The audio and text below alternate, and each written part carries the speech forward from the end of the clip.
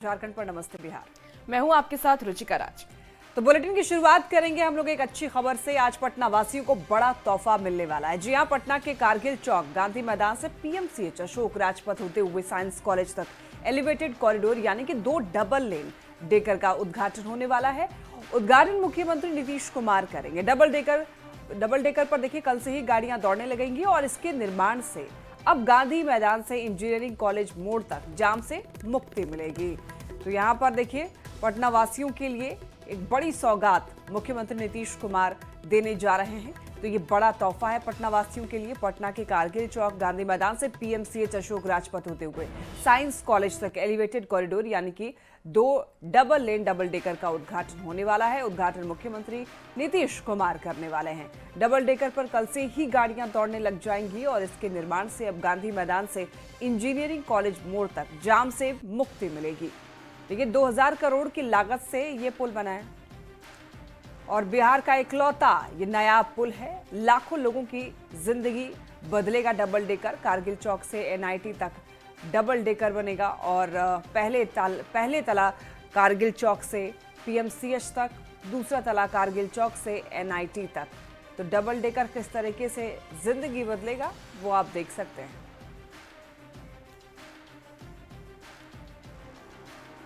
बिहार विधानसभा चुनाव में भले ही करीब 5 महीने का समय बाकी है, बिहार विधानसभा चुनाव को लेकर के दोनों ही गठबंधनों में सीट पर चर्चा और दबाव की राजनीति शुरू हो गई है। अब सवाल यह है कि दबाव किस पर भारी पड़ेगा।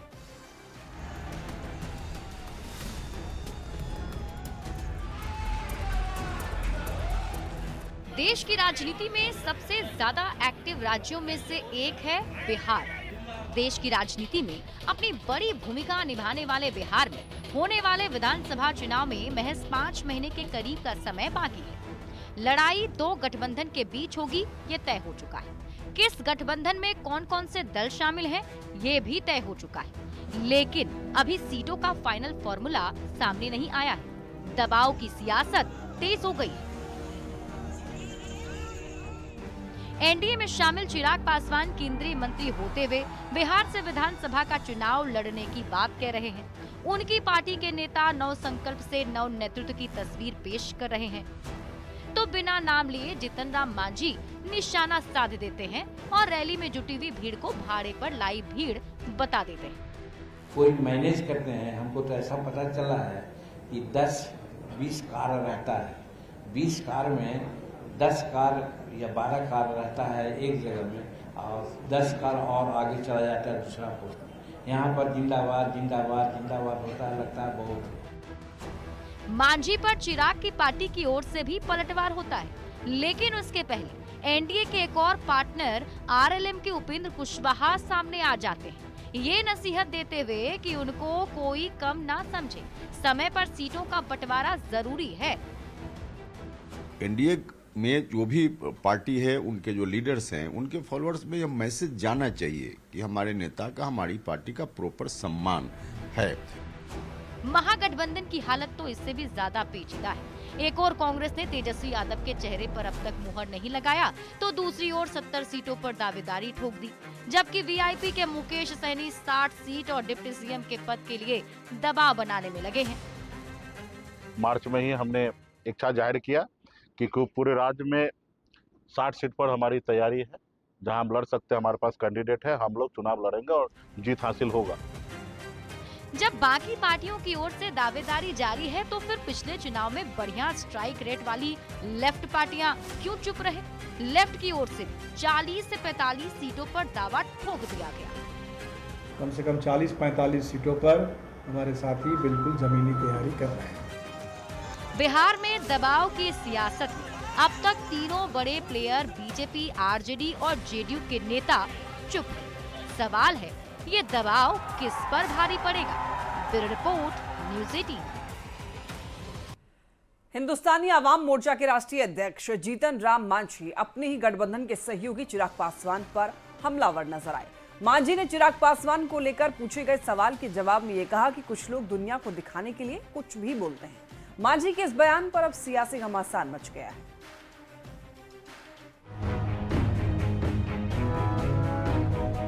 बड़े बड़ाई ना करें, बड़े न बोले वो। बिहार के पूर्व सीएम और हम के संरक्षक जीतन राम मांझी ने चिराग पासवान को लेकर कुछ इसी अंदाज में निशाना साधा। उन्होंने कहा कि कुछ लोग दुनिया को दिखाने के लिए कुछ भी बोलते हैं। आपकी कितनी सीटें पर लड़ने की तैयारी है और चिराग पासवान के लड़ने से कितना देखिए, उत्साहित जो है? अपने ताकतवर समझते हैं वो दुनिया को दिखाने के लिए वो कुछ बोलते हैं, लेकिन जो ताकतवर होता है कुछ नहीं बोलता है। वो समय पर आने पर वो अपना वो काम कर लेता है। मांझी यही नहीं रुके, उन्होंने चिराग पासवान की सभा में उमड़ने वाली भीड़ पर भी सवाल खड़ा कर दिया। कोई मैनेज करते हैं, हमको तो ऐसा पता चला है कि 10-20 कार रहता है, 20 कार में 10 कार या 12 कार रहता है एक जगह में, और 10 कार और आगे चला जाता है दूसरा पोस्ट। यहाँ पर जिंदाबाद जिंदाबाद जिंदाबाद होता है, लगता है बहुत। पिछले कई दिनों से एलजेपी रामविलास की तरफ से चिराग पासवान को लेकर दावेदारी पेश की जा रही है। चिराग की पार्टी ने अब तक कहा है कि बिहार विधानसभा का चुनाव चिराग लड़ेंगे, सामान्य सीट से चुनाव लड़ेंगे चिराग, बिहार को युवा नेतृत्व की जरूरत है, बिहार फर्स्ट, बिहारी फर्स्ट का विजन है। शाहाबाद से चिराग ने चुनावी शंखनाद भी किया।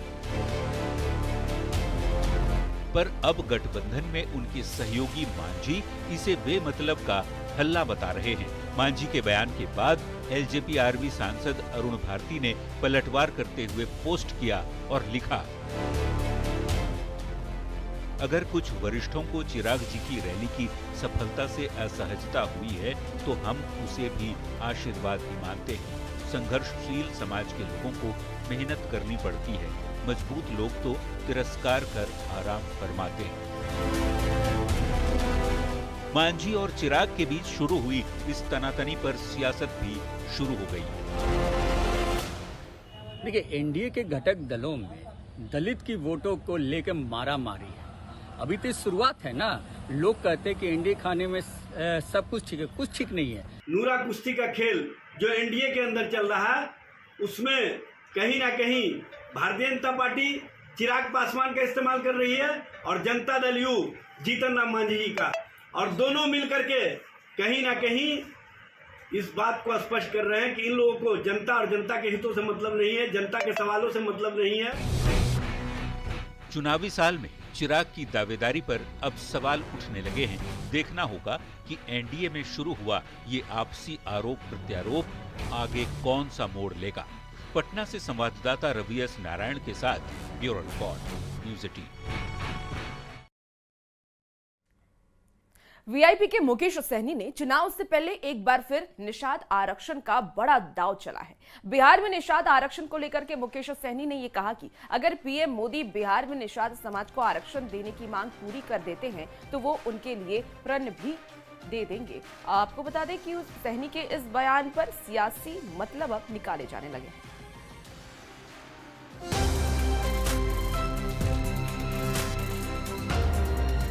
मुझे आरक्षण दो, मैं तुम्हें प्राण दूंगा, ये कहना है वीआईपी के राष्ट्रीय अध्यक्ष मुकेश सहनी का।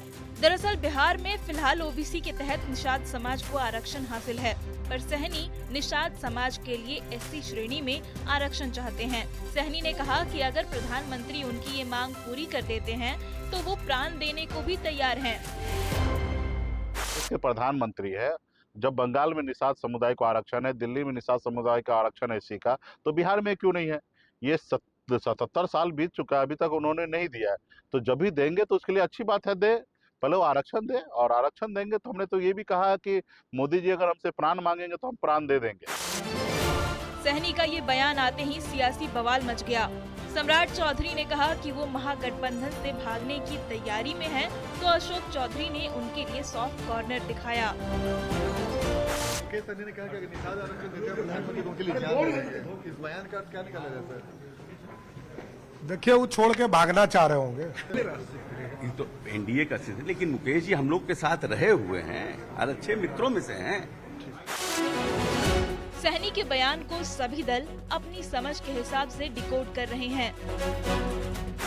लेकिन माननीय मुकेश सहनी जी को समझने की आवश्यकता है कि आरक्षण की राजनीति करना और आरक्षण के आधार पर किसी समाज के विकास के लिए ईमानदारी से प्रयास करना, ये दोनों दो महत्वपूर्ण बातें हैं।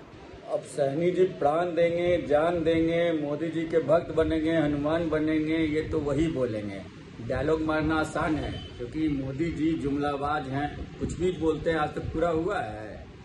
मुकेश सहनी जी का बयान निषाद समाज को भ्रमित करने वाला है। यही वही मुकेश सहनी है जिन्होंने ना लोकसभा और ना ही विधानसभा चुनाव में निषाद समाज के किसी भी महत्वपूर्ण चेहरे को टिकट दिया। आजाद भारत में यदि किसी ने पिछड़े, अति पिछड़े और दलित समाज के हक और अधिकार की सबसे अधिक चिंता की है तो वो भारतीय जनता पार्टी है। ये आरक्षण तो केंद्र की सरकार, मोदी जी की सरकार नहीं देगी, इसलिए उन्होंने इस बात को कहा है, मोदी जी से मांग की है। ये आरक्षण तो इंडिया गठबंधन श्री तेजस्वी यादव जी की सरकार बनेगी बिहार में, तो मजबूती से इस पर काम होगा और ये आरक्षण मिलेगा। मुकेश सहनी का मानना है कि सहनी समाज को ओबीसी नहीं बल्कि एससी के तहत आरक्षण का लाभ मिलना चाहिए और जो ये काम कर देगा उसके लिए उनके प्राण भी हाजिर होंगे। न्यूज़ 18 के लिए सीतामढ़ी से संवाददाता राकेश रंजन और पटना से आनंद अमृतराज की रिपोर्ट। वीआईपी प्रमुख मुकेश सहनी ने चुनाव से पहले एक बार फिर निषाद आरक्षण का बड़ा दांव चला है और देखिए बिहार में निषाद आरक्षण को लेकर मुकेश सहनी ने यह कहा कि अगर पीएम मोदी बिहार में निषाद समाज को आरक्षण देने की मांग पूरी कर देते हैं तो वो उनके लिए प्राण भी दे देंगे। मुकेश सहनी के बयान पर बिहार सरकार में समाज कल्याण मंत्री मदन सहनी ने तंज कसा है। मदन सहनी ने कहा है कि मुकेश सहनी का आरक्षण से लेना देना नहीं है, उनका मकसद किसी तरह एनडीए में आना है जहां उनके लिए दरवाजे बंद हैं। स्पष्ट है कि उनका जो है आरक्षण से लेना देना नहीं है, उनका मकसद है कि हम एनडीए में किसी भी तरह से एंट्री कर जाएं, जो कि उनको एक तरह से यहाँ पर कहिए कि दरवाजा बंद है और किसी भी तरह से, चाहे वो सीधा रास्ता से हो, टेढ़ा रास्ता से हो, ऊपर से हो, नीचे से हो, किसी भी तरह से एंट्री एनडीए में करना चाहते हैं। और ये इमोशनल कार्ड हुआ कि हमको आरक्षण मिल जाता है तो हम प्रधानमंत्री जी के लिए जी जान से लग जाए।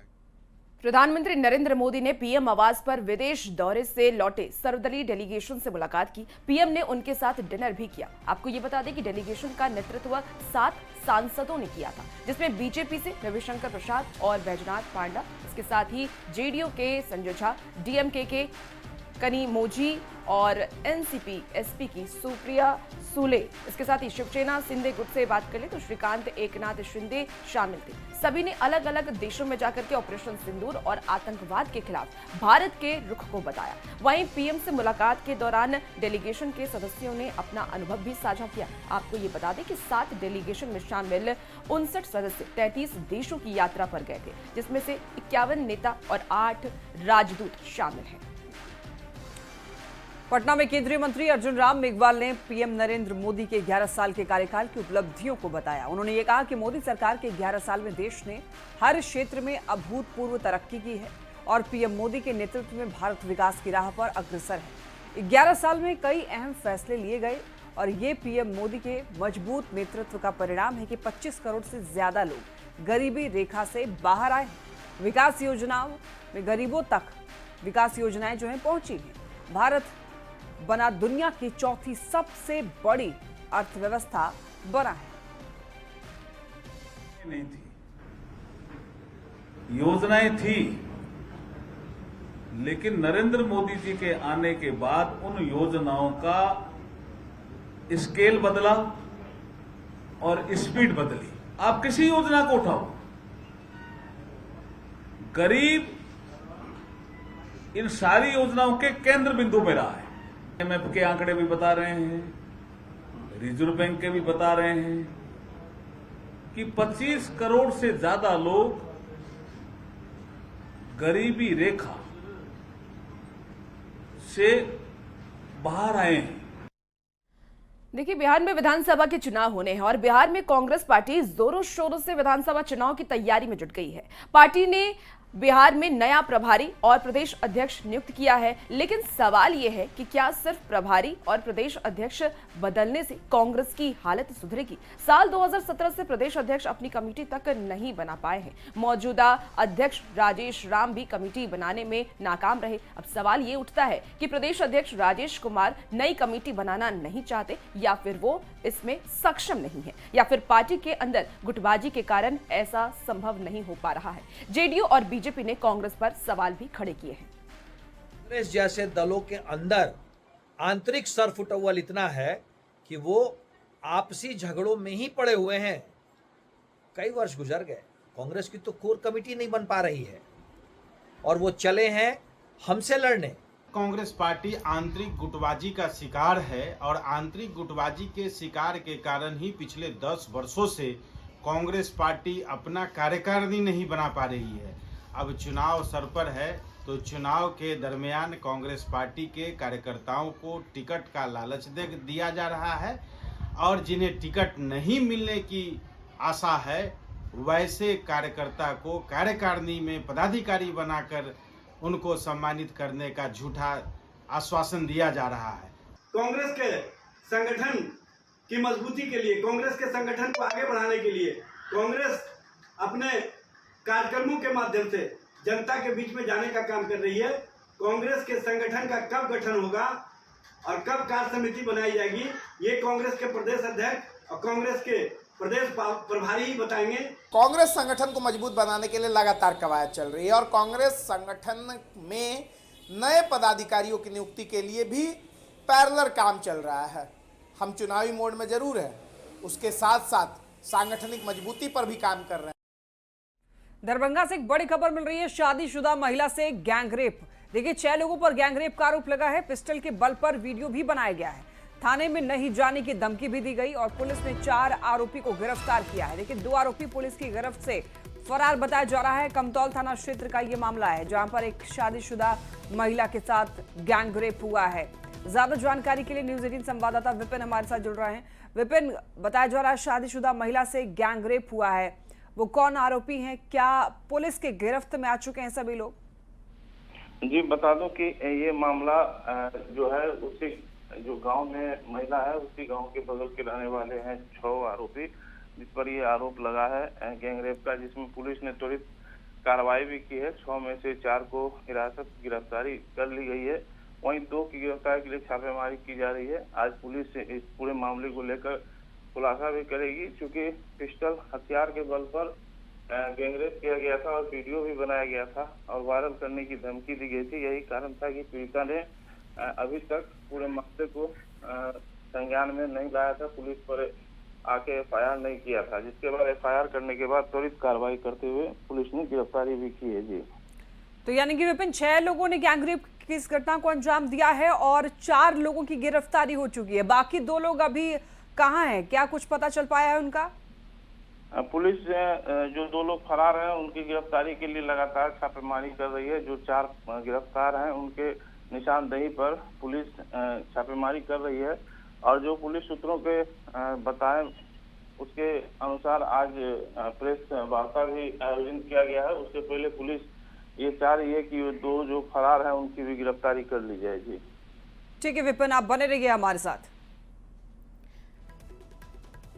और देखिए इसी बीच एक बड़ी खबर सामने आ रही है, दरभंगा से बड़ी खबर आ रही है। 2 समुदाय के बीच हिंसक झड़प हुई है। हिंसक झड़प में 7 लोग घायल हो गए हैं। पुलिस ने हालात को हालांकि काबू में कर लिया है।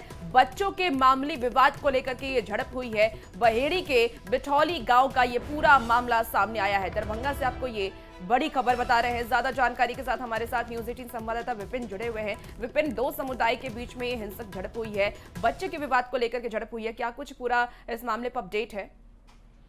जी बता दूं कि कल देर शाम ये मामला भड़का। जो SDPO हैं बेनीपुर, उनके अनुसार जो उन्होंने बताया कि बच्चों के विवाद, जो क्रिकेट खेलने के विवाद से ये मामला पूरा भड़का था और देर रात होते होते ये हिंसक झड़प में बदल गया। काफी देर तक इस मामले को लेकर दोनों तरफ से पत्थरबाजी हुई और जमकर एक दूसरे पर लाठी डंडे से हमला भी किया गया, जिसमें कई लोग घायल बताते हैं, जिसमें एक का DMCH में अभी इलाज भी चल रहा है और अभी पूरी तरीके से चूंकि रात में ही पुलिस कैंप कर रही है। कितने वहाँ लोग पर घायल है, क्या मामला कोई जानकारी है? बताया जा रहा है कि दोनों तरफ से 4 से 5 लोग घायल हैं, जिसमें एक गंभीर रूप से घायल है, जिसका TMCH रेफर किया गया है। जी ठीक है विपिन, आप नजर बना के रखिए, अपडेट लेंगे। बहुत शुक्रिया जानकारी के लिए। तो देखिए, दरभंगा में दो समुदाय के बीच में झड़प हुई है, बच्चे के मामले विवाद को लेकर के झड़प हुई है। हालांकि पुलिस ने फिलहाल मामले को शांत करा दिया है। जो लोग घायल हैं उन्हें अस्पताल में भर्ती कराया गया है। बिल्कुल, और यहाँ वक्त हो